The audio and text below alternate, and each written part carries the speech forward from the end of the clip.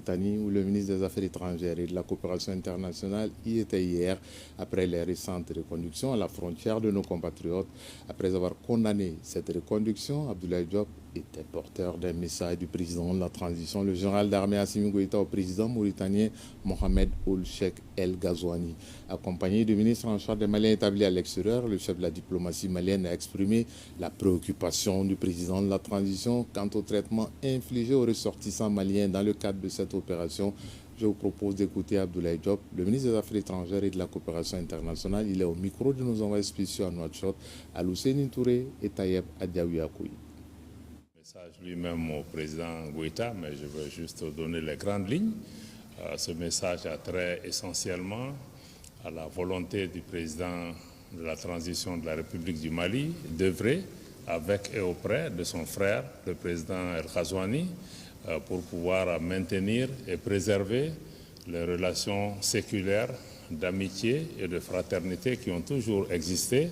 entre la République islamique de Mauritanie et la République du Mali.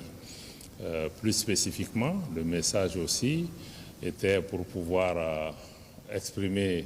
au président El Ghazouani l'appréciation du président Goïta pour le traitement qui est donné à toutes les questions qui concernent le Mali et l'engagement de la Mauritanie auprès du Mali pour la préservation de l'unité et de l'intégrité territoriale du Mali. En particulier, cette mission que nous avons l'honneur de conduire se situe dans un contexte, comme vous le savez aussi, de gestion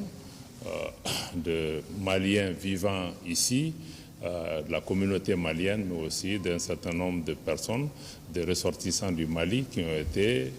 refoulés vers les frontières du Mali et que nous sommes en train de gérer cette situation. Et le président m'a chargé de venir porter des messages spécifiques auprès de son frère et lui faire part de sa préoccupation particulière en tant que chef d'État du Mali pour œuvrer à préserver les intérêts des Maliens qui vivent ici en Mauritanie, comme la nécessité aussi pour nous de continuer à œuvrer pour pouvoir préserver les intérêts des citoyens mauritaniens qui vivent au Mali. Donc, après avoir dit ça, nous avons aussi reçu des assurances du président de la République islamique de Mauritanie par rapport à son engagement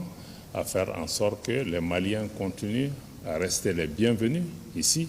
en République islamique de Mauritanie et qu'ils puissent vaquer à leurs occupations et que